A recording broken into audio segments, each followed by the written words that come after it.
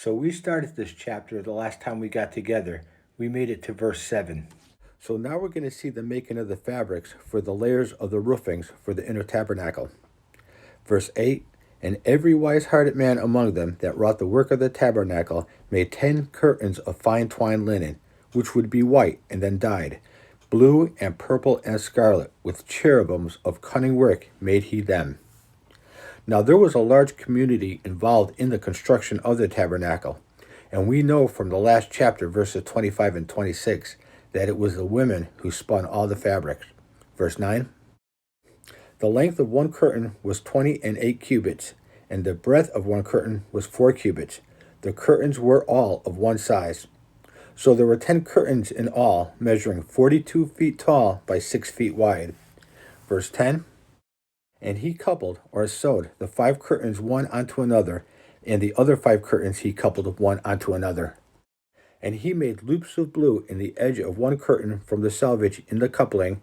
Likewise he made in the uttermost side of another curtain in the coupling of the second. So now we have 2 finished curtains, each measuring 42 feet by 30 feet. So each curtain is as big as some houses, and these 2 curtains would be joined together by these 50 loops. And 50 loops made he in one curtain, and 50 loops made he in the edge of the curtain which was in the coupling of the second. The loops held one curtain to another. And he made 50 taches of gold, and coupled the curtains one onto another with the taches, so it became one tabernacle. So here the tabernacle refers to the innermost covering of the roof. And these taches are pins that join the tabernacle together by the loops. And he made curtains of goat's hair for the tent over the tabernacle. 11 curtains he made them. So this goat hair would be the second of 4 roof coverings. The length of one curtain was 30 cubits, and 4 cubits was the breadth of one curtain. The 11 curtains were of one size. So now there are 11 curtains measuring 45 feet by 6 feet. That's 3 feet longer than the tabernacle covering. And he coupled 5 curtains by themselves and 6 curtains by themselves. So this would be 6 feet wider than the first, measuring 45 feet by 36 feet. And he made 50 loops upon the uttermost edge of the curtain in the coupling, and 50 loops made he upon the edge of the curtain which coupleth the second. And he made 50 taches of brass to couple the tent together, that it might be one. So the taches for the inner covering was made of gold, while these taches were made of brass. Let's take a quick jump to chapter 26, verse 12 and 13. And the remnant that remaineth of the curtains of the tent, the half curtain that remaineth, the extra 6 feet, shall hang over the backside of the tabernacle. And a cubit, or 18 inches, on the one side, and a cubit on the other side of that which remaineth in the length of the curtain of the tent, it shall hang over the sides of the tabernacle on this side and on that side to cover it. So 18 inches longer on each side.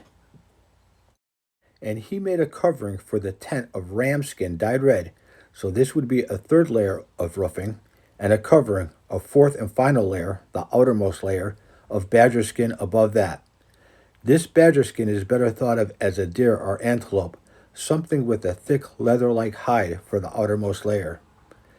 Back to verse 19 of chapter 36.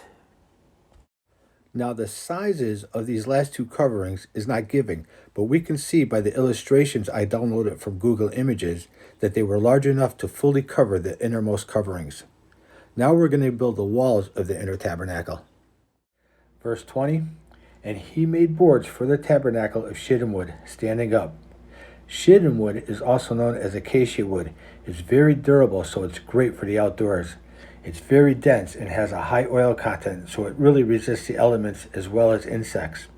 And being encased in gold and protected from the elements, these walls were pretty much indestructible. Verse 21, the length of a board was 10 cubits, and the breadth of a board was 1 cubit and a half. So that's 15 feet by 27 inches. One board had 2 tenons, equally distant one from another. Thus did he make for all the boards of the tabernacle. And he made boards for the tabernacle, 20 boards on the south side southward. So 45 feet long by 15 feet high. And 40 sockets of silver he made under the 20 boards, 2 sockets under one board for his 2 tenons, and 2 sockets under another board for his 2 tenons. And for the other side of the tabernacle, which is toward the north corner, he made 20 boards and their 40 sockets of silver, 2 sockets under one board and 2 sockets under another board. So these sockets and tenons were used to interlock the walls together. Verse 27, and for the sides of the tabernacle westward, he made 6 boards. The westward side would be the back of the tabernacle. And 2 boards made he for the corners of the tabernacle in 2 sides. And they were coupled beneath and coupled together at the head thereof to one ring. Thus he did to both of them in both the corners. And there were 8 boards, and their sockets were 16 sockets of silver, under every board 2 sockets. And he made bars of shittim wood. These bars were placed on either side of the walls to give them stability and to prevent them from swaying back and forth. 5 for the boards of the one side of the tabernacle, and 5 bars for the boards of the other side of the tabernacle, and 5 bars for the boards of the tabernacle for the sides westward. And he made the middle bar to shoot through the boards from the one end to the other. And he overlaid the boards with gold, and made the rings of gold to be places for the bars, and he overlaid the bars with gold. Now we just saw the construction of the roof and the outer walls of the inner tabernacle. Now let's look at the veil that separates the holy place from the Holy of Holies. And he made a veil of blue and purple and scarlet and fine twined linen. With cherubims made he it of cunning work. And he made thereunto 4 pillars of shittim wood, and overlaid them with gold. Their hooks were of gold, and he cast for them 4 sockets of silver. Let's go back to chapter 26 one last time. Pick it up at verse 33. And thou shalt hang up the veil under the taches, that thou mayest spring in thither within the veil the ark of the testimony. And the veil shall divide unto you between the holy place and the most holy. And thou shalt put the mercy seat upon the ark of the testimony in the most holy place. And thou shalt set the table without the veil, and the candlestick over against the table on the side of the tabernacle towards the south. And thou shalt put the table on the north side. And let's return back to chapter 36 to finish up this chapter.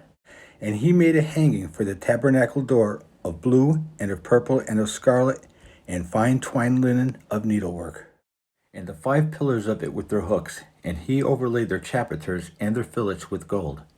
Now the chapiters are the tops or the caps of the post, and the fillets are the curtain rods that the curtains hung on. But their 5 sockets were of brass. So here we see that the 4 sockets that separated the Holy of Holies from the holy place were made of silver, the same as the outer walls of the inner tabernacle. But the veil to the main entrance had its sockets made of brass. So next we're going to go to chapter 37, and we're going to talk about the furniture of the holy place.